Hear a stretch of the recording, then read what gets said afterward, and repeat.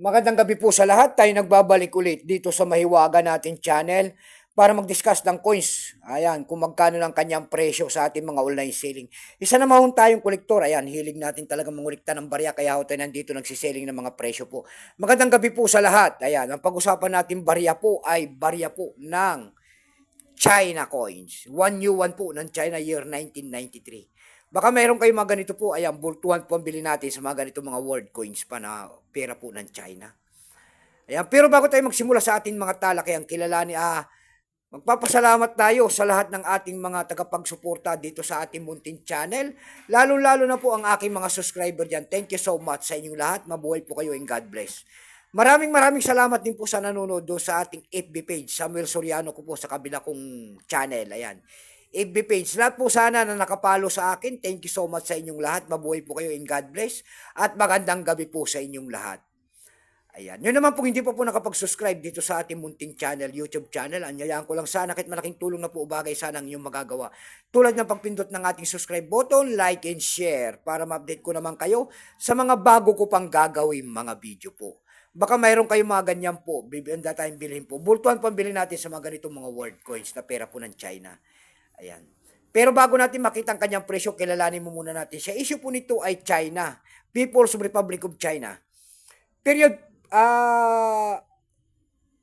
type nito, ayan, period nito, People's Republic po, 1949 up to date po. Type nito, standard circulation coins years, 1991 hanggang 1999. Value nito, 1 yuan.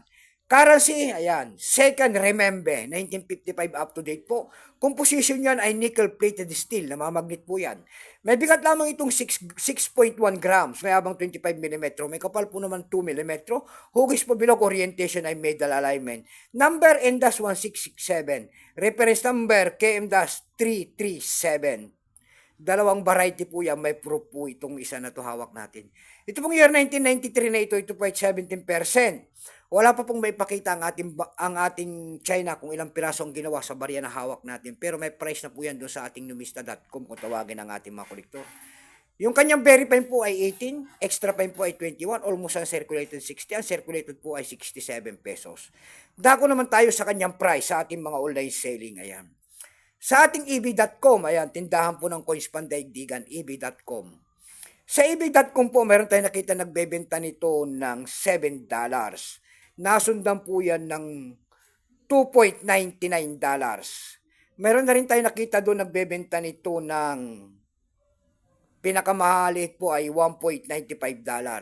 Dako tayo sa Carousel PH. Sa Carousel PH naman po meron tayo nakita nagbebenta nito ng 70 pesos. Nasundan po yan ng 65. Yung pinakamababa po na bintahan doon ay 40 pesos. Ayan lamang po ang ating may babaging kanyang presyo. Keep safe po sa lahat and God bless.